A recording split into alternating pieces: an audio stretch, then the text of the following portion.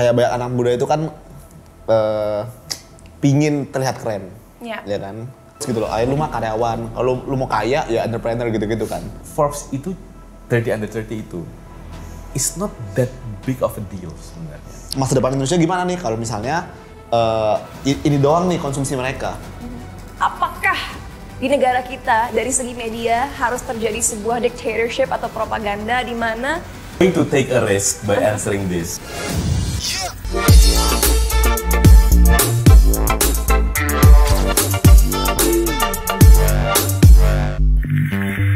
What's up guys, welcome di Bicara Cinta. Dan I'm not gonna lie, hari ini dua bintang tamunya sangat menarik karena dari awal mereka udah mau nyuri staff aku.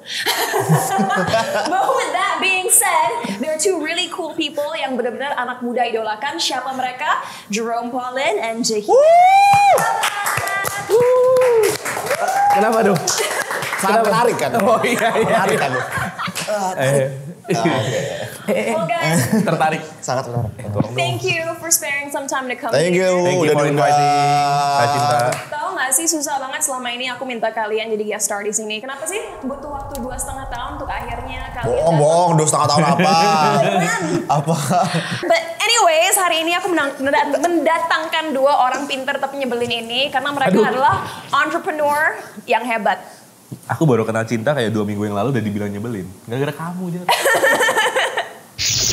Lanjut. Udah, jangan berantem dulu. But basically the theme of today adalah cara menjadi entrepreneur muda dan berkarya. Tapi sebelum kita ngobrol-ngobrol, gimana kalau kita main game dulu? Oke, Siap. sure. Okay, What game is this? time to play a game. Alright guys, I'm sandwiched between two engineers. Jadi ini nerve-wracking banget. Engineers, ya. Engineers. Jadi kita akan main cepat tepat and let's see who's smarter than a fifth grader. Atau Siap-siap tangan dulu aku. wow, oke. Belum. Ruth, let's go. Pisang. Belum. Oke, pertanyaan pertama. Siapa penemu dari telepon? Alexander Graham Bell. I was gonna, yes, nice, cing cing. Not really sebenarnya. Oh ya? Oh, hari perdebatan. Bener, Ya udah, Alexander nggak Graham apa-apa Bell. Tapi kayak Atau enggak, ada ini, ibunya, itu telepon tuh. but the fundamentals itu sebenarnya Thomas Alva Edison sih. Iya, Wow. Iya. fundamentalnya. Tapi ya udah oke. Jadi kembali sampai jadi Graham Bell. Tapi kalau di Harusnya. media mereka mengatakan Alexander Graham Bell. Oke. Let's go. But see, this is what happens. Oke. Okay, go. Oke, nomor 2. Sebutkan 3 negara yang memiliki bendera berwarna merah dan putih. Indonesia, Ya, Singapore, ya. Polandia. Yes. Yes. Japan. Oh iya benar. Merah putih banget. Oke. Next, benar atau salah Squidward dalam kartun animasi SpongeBob adalah seekor cumi-cumi? Gurita bukan sih? Gurita, octopus. Yeay. Meskipun namanya Squidward. Maksudnya octopus word ya? Iya. Harusnya kan? Justru itu Iya, iya. jokesnya di sana. Oh, jokesnya sih. Iya, that's the jokes. Taco word. Bahasa Jepang. Oke. Tangan tuh kurang. Nomor 4 nih pertanyaan geografi. Hai. Suku Asmat adalah suku yang berasal dari pulau Papua. Yeah. Oke. Padahal kita ketemu pas di Papua. Iya. Iya. Oke. Pertanyaan Oke. kelima. 5 pangkat 3. 125. Belum selesai. Oh, 5 pangkat 3 kali 5. Aku duluan. 625. I'm so sorry. Ini pangkat, what is it in English? power. Oh, to the power. 5 pangkat Power. 3. 5 to the Yeah. power of 3. Yeah, Oh, 5 to the okay. power of 3 times 5. Yaudah, nggak apa-apa. Sama Let dengan the 5 pangkat engineers 4. answer. Oke, next. Karena kalian merupakan penggemar matematika, Aduh. Ngeri nih. sebutkan berapa banyak biji dalam alat sempoa yang memiliki 9 row. 45, 45. Oh iya, 1, 2, 3. 4 bawah, 1 atas. 5, oh iya. 1 2 3 4 5. Iya. Oke. Oh, row. Terus Wait a minute. Yang memiliki apa tadi? 9 row, iya. 9 row. Tuh, 9 kolom dong itu.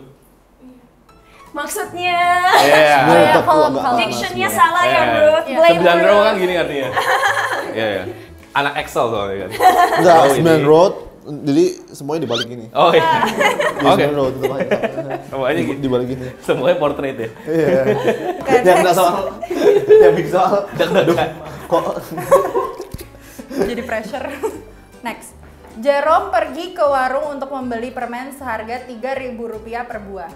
Jerome memberikan uang 10.000 dan mendapatkan kembalian sebesar 1.000. Sebutkan satu hewan yang mirip dengan kaki 1.000. Caterpillar. Atau caterpillar itu kaki 1.000 Wah, ya? ini out of nowhere nih pertanyaannya nih. Out of nowhere. Spider. Apa? Boleh nggak? Kamu mau jawab Boleh, apa? boleh. cacing. Cacing. Bener Ya, nggak? true. Bener sih. Bener. Miripnya ya bebas mau mirip dari Caterpillar bener sih sebenarnya. iya. Oke, Tapi oke. caterpillar kan kaki 1.000-nya sendiri kan? Kalau yang mirip, ini kita... kelabang. Yes, right? Banyak Kelabang lah. bukannya kepangan ya, itu kelabang. Subjektif.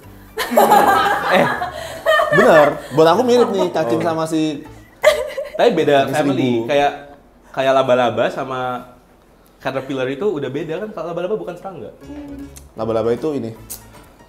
Apa namanya? Ini Ingat masalah nggak sih? keluarga. Yang kaki 8. Antros. Nah, itu. Antropoda. Antropoda, ya. Anthropods. See guys, when the people in the Anthropods. room are major critical thinkers, inilah yang Iya. terjadi Penting. untuk game simple kayak gini. Oke, next. Buah dengan kandungan vitamin C paling tinggi adalah Waduh, nggak tahu sih. Lemon. Buah ya? Buah. Buah atau Buah. Durian. sejujurnya sih sebenarnya cabai banyak. Cabai. Cabai bener gak? Cabe bukan cabe. buah. Tapi buah, cabai orang-orang bilangnya sayur bisa Buah juga. vitamin C. Jeruk. Lemon sama jeruk kan satu keluarga kan? Iya. Sunkist.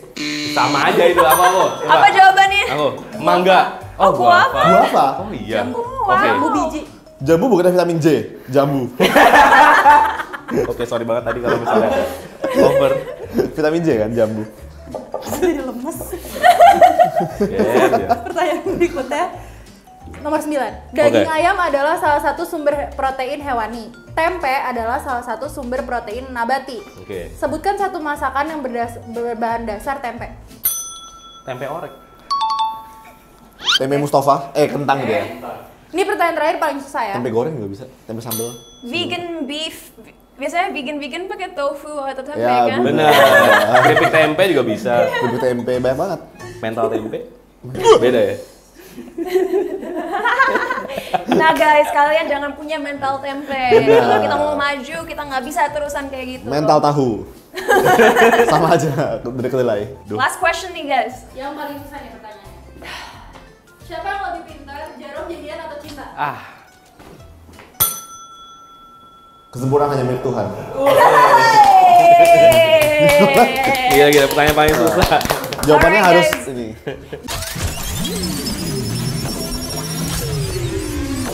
Kenapa sih kalian milih major waktu kuliah engineering? Kalau kamu kan engineering, kalau kamu aeronautical engineering, right? Dan udah kepake nggak itu major kalian untuk kehidupan nyata? Actually aku math sih. Oh, you're math. Applied math. Applied Tapi math. nanti pas aku masuk universitas, aku applied math, and then pas lulus bachelor in engineering. Oke. Yes. Terus jadi content creator and businessman akhirnya. Jadi kepake nggak apa yang kalian pelajari waktu kuliah dulu untuk kehidupan sehari-hari kalian sekarang? Kepake banget sih kalau aku pribadi. Oke. Karena kontenku juga nggak jauh dari math kan. Jadi yang aku pelajari di university, aku pakai juga di konten. And then mungkin dari segi apa ya, gak langsung dipakai untuk pekerjaan. Cuma kayak the way you think, kayak critical thinking, the way you solve problems. And then kayak sebenarnya di kuliah kalau menurut aku pribadi, itu kan banyak banget aspek yang kita pelajari. Kayak misalnya time management, ya kan? Kayak gimana caranya bagi waktu antara content creating sama kuliah gitu-gitu. Jadi kayak there are a lot of things I learn selama kuliah itu. Gak cuma pelajarannya sendiri. Gitu. Yeah. What about you, Jahian? Aeronautical engineering. Dan sekarang menjadi manager banyak influencer hebat. Gimana tuh? Apa silver liningnya? Aku lagi bikin jawaban yang bagus ya. Tapi sebenarnya aku udah punya jawaban yang biasa aku omongin to the audience itu. When we are talking about formal education, itu kan sebenarnya ada dua hal nih yang kita capai. The first one itu yang berkaitan sama kurikulumnya. Jadi kita mau ngambil apa nih? Professional variable-nya. Jadi kalau aeronautical engineering ya otomatis you want to be an aeronautical engineer atau you want to work at aerospace engineering, ya airline dan lain-lain. Cuma the second one adalah apa nih yang sebenarnya skill yang sifatnya universal. And for me, engineering in a nutshell itu memproduksi lulusan-lulusan yang punya problem solving skills. Dimana problem solving skills itu sangat-sangat bisa diterapkan di any kind of industry, tapi ya butuh belajar lebih lagi aja untuk masuk ke industri itu. Karena mindsetnya kan udah ada, jadi kayak mindset problem solving. Tapi kita nggak ngerti apa-apa nih, misalnya masuk ke media, atau kita masuk ke startup yang finance gitu, nggak ada hubungannya kan sama engineering. Tapi karena kita memang pengen untuk di sana, biasanya kita dorong diri kita untuk mengerti dulu nih, apa nih dunianya tentang apa. Nanti kalau udah mengerti, baru kita bisa pakai that skill of problem solving and critical thinking untuk di-apply di industri tersebut. I love both your answers, karena aku yakin sekarang yang nonton Bicara Cinta banyak yang baru mau masuk kuliah atau mungkin udah kuliah tapi nggak yakin dengan major yang mereka ambil. Yep. Guys, you have to remember apapun major kalian sebenarnya bukan itu yang terpenting. Karena seperti Jerome mention tadi, kalian belajar bagaimana cara berpikir, heuristical thinking, gimana berpikir lebih efisien, dan juga time management. Dan itu adalah professional skills yang kalian butuhkan apapun industri kalian ke depannya gitu. So just, don't freak out and just enjoy the process of learning. Tapi mau nanya nih, zaman sekarang kan banyak orang ingin jadi entrepreneur. Kalau Jaehyun sendiri dulu pernah kerja di perusahaan corporate, ya? Yes. And then you became an entrepreneur with your brother. Iya. Apakah bekerja di industri corporate zaman sekarang udah obsolete? Is it something that's unappealing walau gaji tinggi atau perusahaannya besar? Why is entrepreneurship more appealing for the youth? Mungkin kalau aku bisa lihat itu there is a misconception bahwa it's either you go with the system atau you go against the system, which is kayak be your own boss. Padahal sebenarnya in the reality entrepreneurship itu nggak cuma tentang build your online shop atau build your company, tapi sebenarnya entrepreneurship itu bisa diterapkan in any case. Termasuk juga ketika kita masih atau ingin menjadi corporate workers gitu. Jadi kayak misalnya let's say satu contoh yang aku sering banget pakai itu Gmail. Gmail itu awalnya itu dibuat sama developernya Google yang di-assign sebagai intrapreneurnya Google. Jadi dia punya pemikiran projectnya gimana kalau misalnya kita bikin email yang base-nya itu di web gitu. Dan akhirnya dia coba dan ternyata sekarang jadi one of the biggest email hosting kan in the world gitu. Dan itu awalnya itu adalah seorang entrepreneur atau seseorang yang punya mindset entrepreneur, dia terapkan di tempat dia bekerja as a corporate worker gitu. Yang akhirnya idenya dia dipakai sama company-nya. Dan itu sesuatu yang menurut aku every company now itu juga udah ngebuka dirinya terhadap that kind of thing. Jadi orang di hire for their entrepreneurial skill gitu. Jadi nggak harus bikin perusahaan, nggak harus bikin online shop atau apapun yang sifatnya kayak gue ngegaji diri gue sendiri. Nggak juga. It's not always this or that ya. Yes. Kalau aku ngelihatnya itu kayak banyak anak muda itu kan pingin terlihat keren, ya kan? Kayak misalnya kalau kerja jadi karyawan, meskipun gaji gede, tapi kayak lu mah karyawan, kan ada kayak something, those kind of quotes gitu loh. Lu mah karyawan, kalau lu mau kaya ya entrepreneur gitu-gitu kan. Dan kayak aku pribadi kan aku di Jepang kuliah, hampir semua itu mereka malah pinginnya kerja, pinginnya jadi karyawan gitu, karena lebih aman, lebih terjamin gitu kan. Dan itu yang aku lihat gitu kayak di Jepang ini justru mereka itu malah sedikit yang mau jadi entrepreneur. Yeah. Ngambil resiko itu sedikit gitu. Yeah. Jadi aku ngelihatnya tuh sebenarnya karena ada quotes-quotes itu sih yang aku lihat di Indonesia ini, yang kayak jadi banyak orang mikir kayak it's not cool untuk jadi karyawan gitu. Yeah. Itu sih yang aku lihat. Padahal ya you do you. You do you ya. Kayak you have to define your own sukses, ya kan? Kalau kamu ngambil standar sukses orang lain, kamu nggak bakal pernah bersyukur. Kamu nggak akan pernah cukup gitu. Iya, dan kalau kalian berusaha ngelakuin apa yang orang lakuin tapi kalian nggak punya skill setnya, akhirnya kalian juga yang akan merasa buruk tentang kalian sendiri karena merasa tidak cukup dan merasa gagal. Padahal maybe expertise kalian emang nggak di situ. So focus on what you're good at, you know, kembangkanlah skill set itu dan try what works for you gitu. You don't always have to follow what everybody else is doing. True. Nah, I already told you guys di sebelah tadi, tapi jujur aku stalking LinkedIn. Bahaya nih. Aku stalking LinkedIn, Instagram, bahkan website Mantapu Corp. Karena pengen tahu dong, kompetisi aku lagi ngapain ya? Enggak. Oke, lanjut. Kompetitornya lagi ini, ayo bro join lagi. But you know, walaupun kalian berdua langsung bilang, aduh itu masih belum bener lagi. Kalau buat aku ya, ngelihatnya I'm like, wow ini profesional banget. Rapih, jelas, aku tahu business unit kalian apa, misi visi kalian apa. Dan apa ya, kalau aku bilang, walaupun kalian belum merasa cukup, kalau orang dari negara lain lihat website kalian dan LinkedIn profile kalian, mereka pun akan tertarik and they'll be like, yes, this is legit. And legitimacy is very important in the world of business. Shout out to social media. Kalau boleh tahu apa sih niat kalian waktu ngebangun Mantapu Corp dan kenapa kalian fokusnya sama international content creators? Emang content creator negara kita nggak cukup? Sebenarnya iseng sih awalnya, bukan iseng ya ngomongnya. Kayak dari aku pribadi, jadi dari SMA sebenarnya I've created an account untuk belajar matematika waktu itu. Iya. Dan dari dulu aku selalu kayak creative side-nya, content side-nya, Bang Ian itu yang business side-nya. And then pas jadi aku start YouTube, makin lama makin gede. Awalnya Bang Ian part time jadi manajer aku until 2000 berapa ya? 2019 makin gede lagi konten YouTube aku. And then Bang Ian memutuskan buat jadi full time manager. Full time manager waktu itu. Waktu itu belum ada perusahaan ini, belum ada Mantapu Corp. Yeah. And then waktu itu aku kenal sama beberapa orang lain yang dari Amerika, yang orang Indonesia yang kuliah di luar negeri juga sama kayak aku. And then mereka belum ada manage. Terus karena kita kenal, terus aku nanya, kamu gak di-manage sama kakakku? Karena kan sama nih kita, sama-sama di luar negeri. Jadi you know like kalau ada brand yang mau approach aku, yang tertarik sama aku, berarti kan bisa juga tertarik sama kalian karena we have the same background gitu. We have the same apa yang namanya general, alirannya sama. Ya udah gitu. Akhirnya awalnya ada teman aku yang kuliah di Rusia, ada yang kuliah di Amerika, ada yang di Korea. Warga negara asing. Ya, yang di Korea ini warga negara asing. Right. Yang lain orang Indonesia yang kuliah sama kayak aku gitu. Jadi mulai dari 4 ini.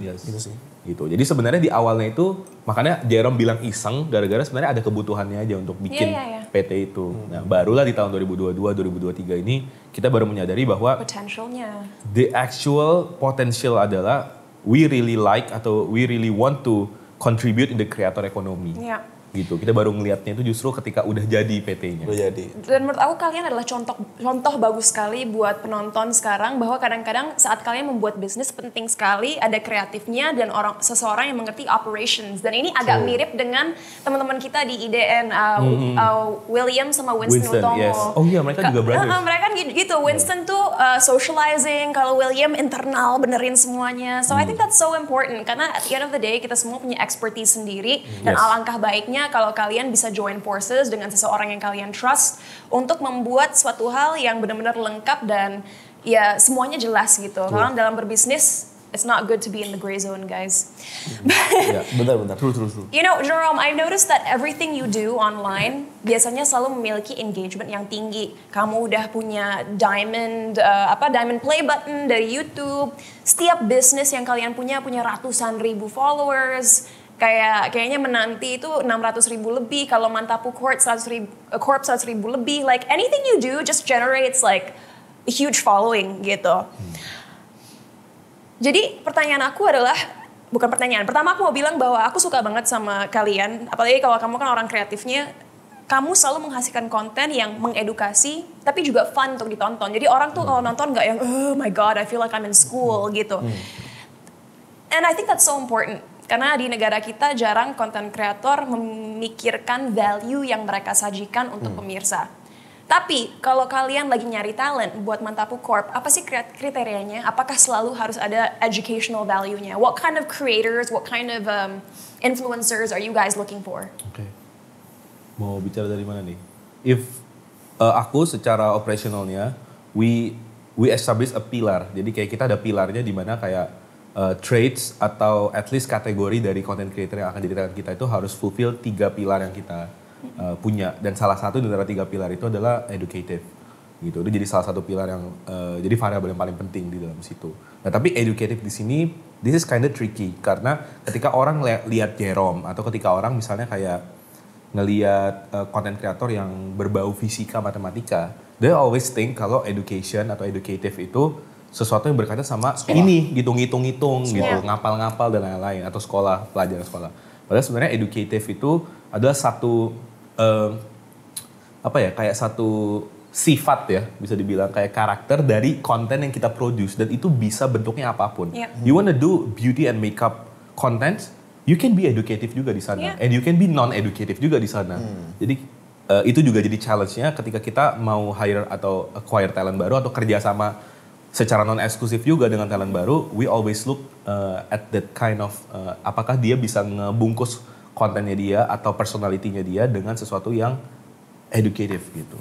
Tapi aku pengen nanya gimana sih kalian overcome brand-brand yang ingin masuk, yang bener-bener mentingin harus viral lah, harus banyak views-nya lah. Karena pengen tahu ya, apakah views yang tinggi selalu menghasilkan uang? Kalau buat aku mengembangkan sebuah niche market sangat worth it. Buat aku pribadi ya, karena aku udah ketemu banyak orang yang tersentuh hidupnya dengan perbincangan yang sering terjadi di dalam Bicara Cinta ini. Tapi for you guys, is it worth it to develop a niche content creator?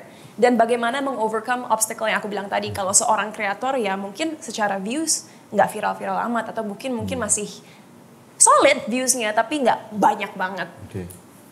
I think Jerome has the perfect answer for that. Karena sebenarnya kan matematika juga kalau dibilang kayak konten yang susah buat di-deliver ke mass audience kan, karena kayak ibaratnya susah gitu. Niche juga kan matematika.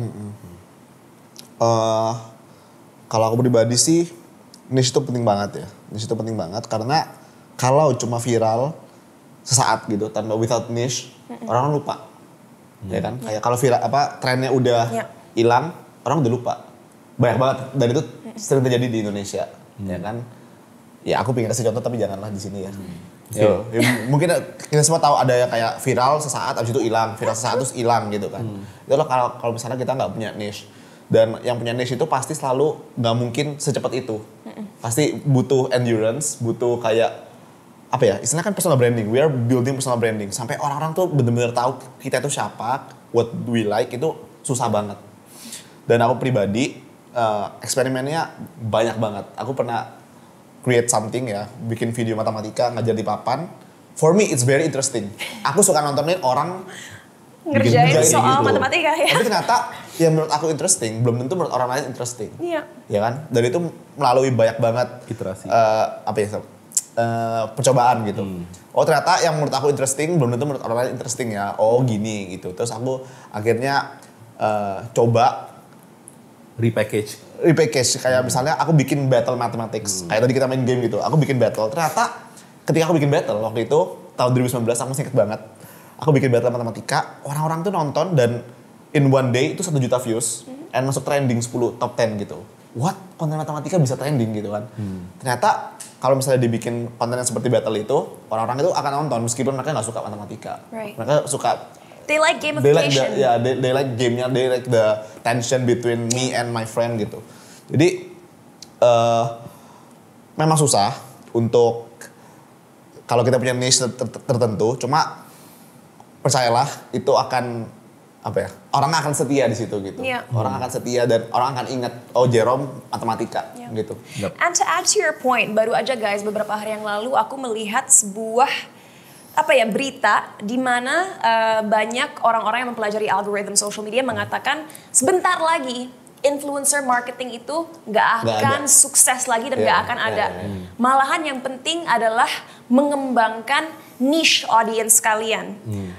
Karena aku rasa zaman sekarang kita sebagai anak muda semakin pintar dan pengen belajar sesuatu dari apa yang kita tonton. Jadi untuk kalian di rumah yang mungkin pengen cepat terkenal, pengen diapresiasi orang dan ngerasa satu-satunya cara itu dengan banyak views, please change your mindset. Karena aku selalu bilang gini, pikirkanlah bagaimana kalian mau diingat di masa depan. True. Do you want to be remembered as someone who has created a positive impact for others? Atau kalian ya udah mau konyol mau enggak for fun, yang penting kalian happy untuk sesaat. So itu adalah rhetorical question yang aku harap kalian bisa jawab sendiri. Dan namanya dikit, sebenarnya kalau dari bisnis side, jadi sebelum aku mulai YouTube, aku tuh kayak ikut seminar gratis sih, kayak seminar tentang how to be a content creator dan sebagainya. Dan yang blows my mind sebelum aku mulai, dan aku ketika aku ingat lagi, oh iya bener juga gitu. Dia bilang gini, kamu tuh gak perlu jutaan followers, kamu gak perlu ratusan ribu bahkan. Kau cuma perlu 1.000 orang, dia bilang kayak gitu. 1.000 orang, bayangin 1.000 orang. Tapi dia ini benar-benar suka banget sama kamu. Kayak niche dapat kan, 1.000 orang aja gitu. 1.000 orang, dia benar-benar suka banget sama kamu, dia bakal support kamu, gitu. Terus kamu jual baju misalnya, jual merch atau jual apa, make products gitu. Harganya 100.000. Ya, ini sebenarnya kan sebenarnya dari luar negeri, jadi dolar gitu. Kalau di Indonesia mungkin harganya 100.000. Dan 1.000 orang ini beli aja, kamu udah generate money 100 juta. Iya. Sih, ya kan? Jadi kayak gak perlu viewsnya jutaan, tapi ada kamu, you have 1.000 subscribers yang benar-benar loyal aja, bisa kayak gitu. Yeah, and in other words, appreciate your subscribers, appreciate your audience. Jangan pernah meremehkan hanya karena kalian merasa angkanya sedikit. Because you never know what kind of a difference those people can make on your business and on your life. Dan aku pernah kayak lihat video gitu. Kalian ngerasa views kalian 100 tuh dikit. Coba nih, di ruangan ini ada 100 orang. Kalian akan ngerasa itu banyak. Yeah, Iya kan? true. Karena itu hanya number, data yang muncul di social media kita, kita kayak meng-underestimate that amount. Benar. Cuma 1K. Padahal kalau 1K dikumpulin di lapangan. Iya, 1K di lapangan, di rumahmu. Dan ya kan? saking hidup kita sekarang ada di genggaman tangan kita sering kita udah desensitized akan berapa banyak 100 orang itu. Benar. You know, kalau 0 nggak banyak kita ngerasa whatever, this is BS gitu, iya kan? But you know, kembali ke Jaehyun karena dari tadi kamu diem. Nggak, justru dia ngomong. Oh iya, suaranya dia tapi Malah aku yang mikir kayak, kapan aku ngomongnya? Sorry ya bro. Dalam proses aku men-stalking segala sesuatu yang kalian lakuin, aku ngelihat bahwa Jaehyun bilang 2 skills terpenting adalah critical thinking, ya kan, and problem solving skills. Dan sebenarnya kamu pun tadi udah ngomong di awal. Iya. Ya. But as you know, mayoritas konten yang ada di negara kita tidak terlalu membangun 2 skill set itu. Ini pertanyaan buat kalian berdua ya. Gimana perasaan kalian tentang masa depan media Indonesia terkait konten yang dibuat orang-orang dan siapa yang cenderung disorot? Is there hope bahwa suatu hari nanti kita bisa mengubah taste masyarakat? This is a very complex question karena ketika kita berbicara soal ini, kadang-kadang kita fokusnya cuma kepada si pelaku atau bukan pelaku, orang-orang yang menjalankan the creator economy, jadi media, terus content creators, brands dan lain-lain. Padahal sebenarnya it's a relation between this side sama consumernya dong, orang-orang consume the content, orang-orang yang juga comments and everything. Nah jadi nggak bisa kita cuma protes terhadap kayak konten kreatornya kok yang kayak begini-begini doang, kok media-media selalu kayak begini. Padahal sebenarnya mereka melakukan itu because of the demand and supply. True. Hubungan kan, jadi demandnya memang ada dari sini. Nah jadi this is a very tough situation di mana ketika kita ngelakuin sesuatu, misalnya kita nih sebagai content creator, oke kita berkontribusi dari sisi kita sebagai content creator, tapi kita sebagai consumer juga ada dong. On our kayak leisure time, ketika kita enggak lagi bikin konten, apakah kita tetap mengedepankan pemikiran bahwa kita pengen masyarakat ini taste-nya naik apa enggak? Kalau kita juga pengen masyarakat ini taste-nya naik, maka the way we interact with our friends, the way we do it on our personal basis itu juga harus bisa naik gitu kan. Karena kita aspire to be like that. Yeah. Janganlah kita kayak misalnya as content creator ya. Dan aku ini juga jadi pengingat terus buat aku. Jadi as content creator, as a businessman yang content creator, kita selalu mikirnya educative. Gini. Brandnya harus yang bagus-bagus. Tapi ketika kita lagi santai, ketika kita lagi ngumpul sama teman-teman, we're not different. Gitu. Tetap aja kita kayak, lu tahu belum sih yang lagi rame nih? Lu udah belum tahu sih gitu. kita jadi sama seperti orang yang kita benci ketika kita sedang menjadi content creator atau sedang menjadi businessman. Jadi kayak I always start from myself gitu. Gimana caranya ketika gue di kantor, gue with my team ngomongnya kayak gini. Sama circle. Iya, ketika aku lagi sama circle aku yang santai, ketika aku lagi sama tongkrongan aku juga harus bisa influence them untuk jadi masyarakat atau consumer yang baik juga kan. Gitu. Dan itu yang kadang-kadang aku lupa gitu. I also enjoy yang kayak gitu kan. Gitu. Ini pertanyaan yang kalian nggak bisa lihat monitors itu, karena ini aku pertanyaan bikin sendiri.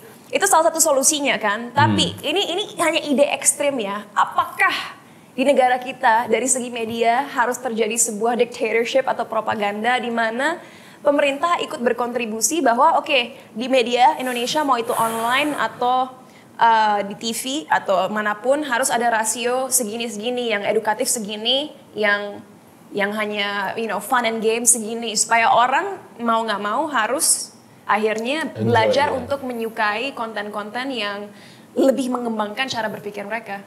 Tapi aku sedikit agak against sih. Woi, jadi seru kan. Because gini, kayak intervention itu jadi salah satu yang bisa enforce. Tapi it's proven throughout the world bahwa ketika kita udah intervene, terus kayak kita memaksakan kayak misalnya lewat blokir gitu. Kita blokir sesuatu, if there is an urge atau demand tetap ada, maka orang akan cari cara gitu. For example kayak China gitu. Misalnya mereka kayak ngeblok, you cannot open Google, you cannot open apa-apa. Tapi VPN works kayak gitu, masuk yang kayak bisa kayak begitu. Jadi kayak, intervensi salah satu variabel yang bisa dibicarakan sebagai solusi. Tapi ketika orang-orang itu udah kayak jadi sesuatu yang mendarah daging dan pengen untuk dilakukan, ya akan ada solusinya buat mereka. Entah mungkin kalau misalnya lewat, in your case, blog yang TV-TV gitu. Nanti akan muncul di HP. Entah apa gimana, tapi secara quality same gitu kan, tapi bisa accessible, akhirnya akan lewat situ, gitu kan. Jadi, to be honest guys, dengan ide aku tadi itu juga bermasalah karena itu menghambat freedom of speech. Kalau orang merasa bahwa mereka berhak untuk mengekspresikan diri mereka melalui cara-cara yang mungkin sedikit konyol atau mungkin kalau menurut kita nggak berkualitas, tapi menurut mereka berkualitas, we can't do anything about it. Jadi menurut aku, it all goes back to you guys yang sekarang lagi nonton ini. Kalian mau masa depan yang seperti apa buat negara kita? Dan tentunya untuk mempunyai masa depan yang cerah, kita nggak bisa selalu bercanda-bercanda aja atau menyukai konten-konten yang mungkin nggak membantu generasi selanjutnya membuka cara berpikir mereka tentang dunia kita. Sebenarnya fun fact, dulu kan aku bukan content creator. Salah satu alasan aku bikin konten yang dulu nih, yang di awal banget aku bikin math account itu karena aku ngelihat ada banyak account waktu itu di Line, official account. Waktu itu kan zaman-zamannya Line. Timeline itu isinya banyak yang hoax, banyak yang kayak gitu-gitu, yang kayak scary. Apa gitu. So aku mikir masa depan Indonesia gimana nih kalau misalnya ini doang nih konsumsi mereka. Aku kayak ngomong ke Bang Ian kayak gimana nih gini. So kayak aku kayak resah, tapi aku gak bisa berhentiin mereka karena revenue gede banget, revenue, traffic, ya mereka gak bakal berhenti. And then I think, ya udah daripada aku sekedar marah-marah, ngeluh, what can I do? Yaudah aku bikin counternya, jadi aku terjun di dunia yang sama, aku bikin counternya. Dengan harapan, nanti orang yang nge-follow aku itu at least tercerahkan, enlightened, dan akhirnya gak follow lagi yang kayak gini-gini gitu. Jadi ya kayak I just hope apa yang aku bikin ini bisa menaikkan selera masyarakat in a way yang kayak itu. Amin. Dan itu juga alasan kenapa aku bikin Puala Bicara Cinta, for that exact reason. I think we cannot stop, right? Kita nggak bisa berhenti. Nggak bisa berhenti mereka yang kayak gitu karena enak banget, revenue gede dan sebagai trafficnya tinggi. Jadi kayak Tapi maybe kita hanya bisa sekedar mengingatkan guys, ingat bahwa algoritma itu sangat kuat. Apa yang kalian tonton itu udah ditentukan oleh algoritma yang tahu apa yang kalian suka. Jadi saat kalian melihat sebuah berita, jangan gampang percaya karena itu mungkin hanya satu sisi aja. Penting sekali untuk punya cross-referencing skills, di mana kalian dapat melihat berita dari berbagai sumber dan dari situ melihat, mana benang merahnya, apa fakta sebenarnya, dan apa hiasan atau accessories yang sudah ditempelkan oleh orang-orang yang bias. So just be smart, be a critical thinker, be a problem solver. Seru. Kita harus ada sesi yang off cam sih Jer untuk minta Iya. expert opinion. Iya. Kayak ilmunya banyak banget. But aku nggak mau yang nonton sekarang merasa terintimidasi karena mungkin nggak semua orang yang nonton ini sekarang punya bisnis seperti kalian atau bahkan di tahap kalian. Tapi mungkin ada teman-teman di rumah yang mau memulai sebuah UMKM tapi nggak tahu gimana caranya mendapatkan trust dari orang-orang yang bisa memberikan mereka dana. First of all, yang aku selalu omongin ke calon entrepreneur adalah jangan melulu stuck di pemikiran about capital. Jadi kadang-kadang orang stop karena mereka merasa tidak punya capital, padahal mereka punya idea yang bagus. There is a lot of angel investor, including me and Jerome. Kita ngelihat orang-orang yang justru punya pemikiran bisnis, tapi mereka masih siswa atau mereka masih mahasiswa, mereka masih ngerjain ini secara part time. Tapi kita tahu bahwa orang-orang ini tuh benar-benar pengen gitu untuk ngejalanin UMKM ini jadi lebih besar. Dan you have to expand your network sampai bisa dapetin perhatian orang-orang seperti ini. Jadi contohnya salah satu company yang bakal kita launching together with this entrepreneur itu dia masih mahasiswa gitu. Jadi masih mahasiswa, dia belum lulus juga. Dan cara ketemunya kita itu adalah dulu aku sempat bikin live di Instagram, and on my live itu aku nyariin entrepreneur yang mau buka datanya mereka. Jadi kayak lu kasih tahu produk lu apa, HPP berapa, margin berapa dan lain-lain. Itu aku do it with Raymond Chen, if you know Raymond Chen. Dan salah satu, dan pada live itu kita kedatangan kayak kurang lebih 20 guest star. Dan 20 guest star itu semuanya anak-anak yang kayak baru SMA, atau mereka masih kuliah, atau mereka nggak kuliah untuk ngejalanin sebuah bisnis dan lain-lain. Dan aku melihat bahwa this amazing entrepreneur itu orang-orang yang nggak ada di permukaan, misalnya kayak venture capital atau investor itu bahkan nggak tahu mereka gitu. Karena mereka arahnya mainnya nggak di sana kan, mereka bukan lulusan Harvard yang dikenal dan lain-lain. Dan aku melihat bahwa entrepreneur seperti inilah yang harus jadi benchmark untuk orang-orang yang pengen gitu untuk memulai sesuatu. Bahwa entrepreneurship di Indonesia bukan hanya melulu tentang modal uang, nggak punya modal dan lain-lain. Modal itu sifatnya banyak, ideas itu juga modal, ya kan? Teknik itu juga modal, skill itu juga modal. Financial itu bisa jadi salah satu modal yang bisa di fill in sama orang lain. Yes. Dalam hal ini ya aku dan Jerome juga we're actively searching for that kind of people gitu yang merasa oh gue punya modal-modal yang ini kecuali modal financial and how can we connect with them. In other words guys, jangan merasa terintimidasi atau merasa putus asa hanya karena kalian nggak punya materi. Dengan ide yang bagus, dengan pitching style yang bagus, mungkin kalian akan menemukan orang-orang seperti Jaehyun dan Jerome yang siap untuk invest di UMKM kalian. Tahu konsep third door gak? Third door? Pernah dengar gak? No. Third door. Jadi itu ada buku, aku lupa ditulis oleh siapa. Ini dari aku ini sebuah konsep yang sangat menarik. Third door itu mengingatkan orang bahwa untuk menjadi sukses atau untuk mendapatkan investor kayak gitu, caranya tuh banyak banget dan ada third door. Contohnya, kalau misalnya mau jadi director film, let's say, ya kan kamu harus mulai sekolah film, terus gini-gini, terus kayak kamu jadi ya apa sih kayak mulai dari bawah sampai atas gitu kan. Tapi Steven Spielberg waktu itu dia pakai cara yang berbeda dari cara biasa. Kayak dia ikut festival film apa, terus dia submit film, dia kenalan di situ, terus dia submit. Jadi kayak ngelewatin cara yang biasa pada umumnya, dari itu third door.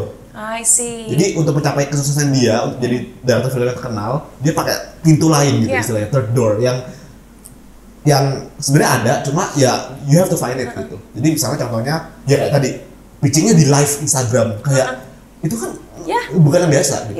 Siapa tahu kalian ada business owner terus kayak kalian merasa idenya bagus, kalian iseng aja ngemail kita atau ngemail Pak Cinta Laura, coba tahu kenotis gitu. Jadi kayak itu the third door gitu loh. Jadi kayak konsep third door itu bagus banget sih buat aku. Kalau dari aku agree sama kalian. Kalau dari aku jangan main aman guys. Think out of the box. Just try it. Nggak ada salahnya untuk kalian gagal pun itu adalah sumber pembelajaran. So just try it. Gunakanlah third door, tapi jangan cari orang ketiga. Dad joke. But speaking of business, mungkin kalian tahu anak muda kadang-kadang juga suka recognition. They like to be recognized, they like to be acknowledged, dan tentunya banyak sekali platform-platform yang meng-acknowledge anak muda saat mahir berbisnis, mau itu Forbes, mau itu Fortune. Ini pertanyaan yang controversial yang aku mau nanya. Gimana sih caranya masuk hal-hal seperti Forbes 30 Under 30 dan apakah ranking-ranking ini selalu berbasis merit? Oke. Gimana caranya masuk? Aku nggak tahu, Bang Yan. Karena jujur ya ini ya. Ceritain dulu. Waktu itu yang Forbes 30 Under 30 Asia, itu aku lagi tidur. Terus banget telepon. Selamat ya Jar, kita masuk Forbes. Oh itu, maksudnya apa? Kok bisa gitu tiba-tiba Aja gitu. Iya. Aku nggak tahu. Dia prosesnya. cuma kayak, iya. Oh iya gitu. Tapi masih ngantuk. Oh, Iya oke. masih ngantuk sampai aku akhirnya bangun. So you didn't realize what a big deal it was. Iya, habis itu Oke. aku bangun terus kok banyak yang ngucapin selamat. Oh ternyata Forbes 30 Under 30 Asia gitu. Baru dia nelfon aku Wah. lagi, Bang, kita masuk Forbes 30. Iya. Aku bilang, ya itu ya tadi pagi aku ngomong. Aku nggak tahu sih, kayak itu daftar ya? Siapa yang daftarin? I'm going to take a risk by answering this. Oke. Tapi kalau misalnya kita nggak Forbes 30 lagi, slow kan kamu? Gak apa-apa lah. Ya santai lah ya. Oke. So Forbes, if you're listening. Jadi aku sering banget pakai contoh ini, tapi di seminars, jadi bukan di kamera. Bahwa Forbes itu 30 Under 30 itu is not that big of a deal sebenarnya. Oke. Itu first thing first dulu. Karena apa? Karena di angkatan kita itu ada satu yang dapat penghargaannya for a fake company. Oke. Iya, true. Oke, you know the Ada viral TikTok Iya, kan? Itu di angkatan kita berdua. Oke. If I'm not mistaken. Jadi dia CEO dari perusahaan di LinkedIn dia bikin, tapi bikinnya bagus banget, as if kayak itu legitimate. Terus habis itu dia kayak ngeprank Forbes, ini gue masuk, padahal gue bikinnya sembarangan. So the brandingnya kuat sehingga kelihatan legit gitu. Betul. Kelihatan legit. Yang artinya apa? Sebenarnya sistem curationnya ya itu bukan sesuatu yang sangat-sangat bagus banget sampai ketika aku sama Jerome kita dapat recognition itu jadi sesuatu yang wah we are already too successful in life atau kayak gimana.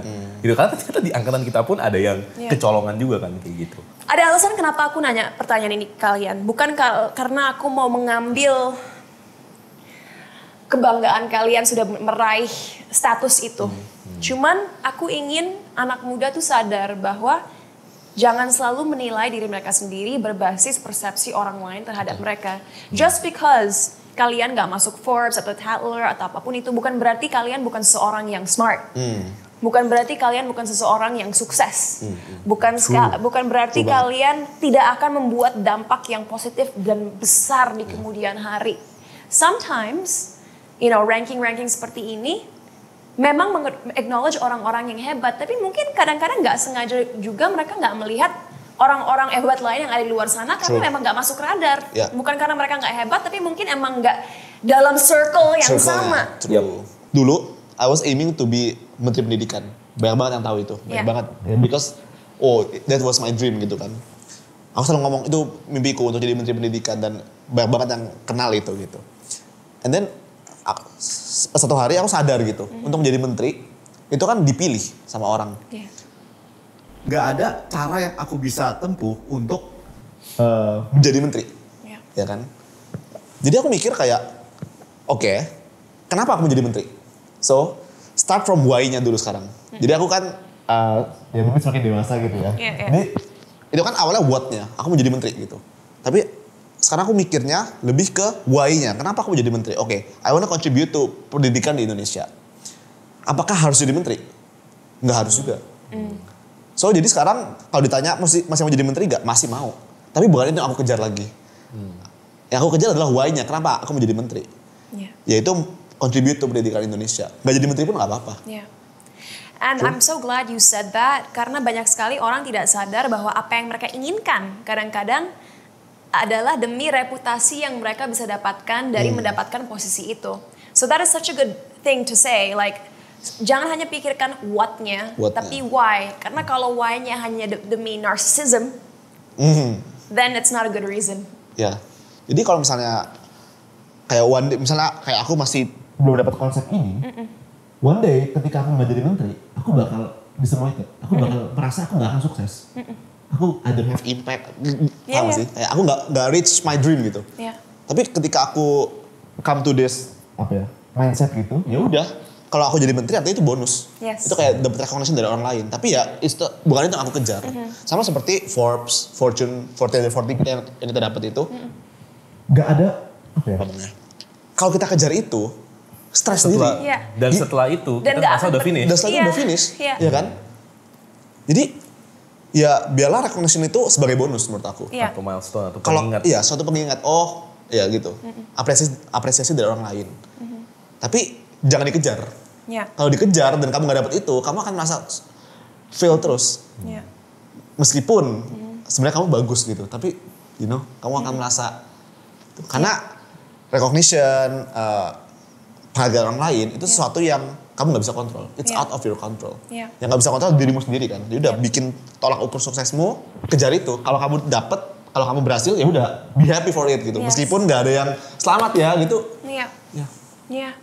Private wins. private wins ya. But guys, karena nama acara ini Bicara Cinta, aku mau mengakhiri acara ini dengan bromance. Oke. Kira-kira ada nggak sih yang kalian ingin sampaikan ke satu sama lain yang Waduh, harusnya nggak lebih siap sering gua nih buat kalian ini. ucapkan ke satu sama lain tapi jarang. Like, I love you bro, you're awesome bro.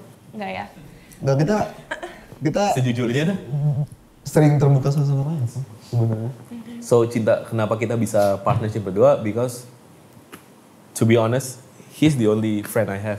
Ketika kayak pindah-pindah gitu. Jadi kita pindah dari Jakarta ke Malang, Malang ke Surabaya, Surabaya aku ke Bandung, dia ke Jepang, terus kita ke Jakarta sekarang bareng-bareng. Circle-nya pasti berubah terus. Teman-teman kuliahku sekarang aku udah jarang ketemu, teman-teman SMA apalagi dan lain-lain. But on every process, He's ya your constant. selalu ada constant friend, which is Jerome. Jadi mungkin kalau mau ditanya apa yang pengen ucapin ya, I want to say thank you to become my best friend. Wah. Kita dari dulu tidur sekamar. Oke. Jangan itu dong fun fact-nya. Fact yang lain kek. Oh, bener, itu Iya penting. bener sih. Oke. Iya, Maksudnya iya. kenapa kita bisa sampai segininya? One of the Kenapa best, kita ya, nggak pernah jarang tengkar dan sebagainya? Karena kita tidur sekamar. Itu menurut aku penting banget. Oke. Tapi itu karena keterbatasan ekonomi juga dulu. Iya, karena- My dad, tapi my mom and dad Tapi kalau misalnya cannot afford a house. Kalau misalnya ya our dad can afford house yang Cannot. akhirnya kita mungkin nggak se bromance ini gitu. Maybe. Nggak sedekat itu gitu. Karena ada privasinya masing-masing kan. Kalau ini kita nggak ada privasi. Iya. Abis tengkar di ruang tamu terus kayak ya udah di Tidur sekamar. kamarnya kayak Cerita curiga. ini biar kamu nggak usah bilang sesuatu yang nice ke kakak kamu atau gimana? Nah, ini pengalihan bicara. Ya aku ingin bilang ke publik ya. Mungkin kalian taunya Jerome Pauline, kayak terkenal hebat-hebat dan sebagainya. Tapi kan ada quotes yang bilang kayak biasanya di balik suami yang sukses ada istri yang menemani gitu. Jadi kalau kayak gini di balik Jerome yang kalian lihat ini ada bro Bang Ian ini yang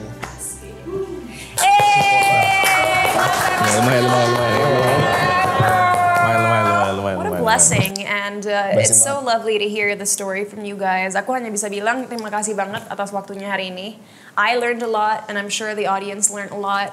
Dan mungkin kalau terakhir dari aku guys, zaman sekarang dengan merajalelanya social media, dunia online, gampang banget untuk kita mencari validasi eksternal dan gampang banget untuk menginginkan semua orang tahu apa yang kita lakukan. Apalagi kalau hal-hal itu membuat kita cloud-nya semakin tinggi. But trust me, don't focus on that. Penting sekali kalian belajar untuk memahami diri kalian sendiri dulu, mengembangkan skill set yang kalian punya. Percaya dengan diri kalian sendiri, karena kalau kalian nggak percaya dengan diri kalian sendiri, gimana orang lain mau percaya sama kalian? Yeah. So believe in yourself, be consistent, persistent, work hard, and focus on your own path. Jangan Mantap. membandingkan diri kalian dengan orang lain. ya Gimana JJ Brothers? bagus banget. Kalau dari aku tambahan sedikit, do something itu for God and for you. Itu yang pertama gitu. Ya. Karena kalau kamu do something untuk orang lain, untuk dapat recognition itu, when you don't get it, kamu bakal kecewa. Ya. Kayak misalnya aku mau berbuat baik, aku mau kasih bantuan ke seseorang, terus orang tuh gak bilang terima kasih. Kalau I'm doing it for him, aku bakal kecewa. Kok dia gak ada appreciate aku. Tapi if I'm doing it for myself, aku pengen berbuat baik ke dia, I'm doing it for God, aku gak akan kecewa. Yeah. And that was such a good, simple example yang bisa dimengerti semua orang. Thank you, boys. And on that note, see you guys next week. Bye. Thank you. Hey. Kita main game.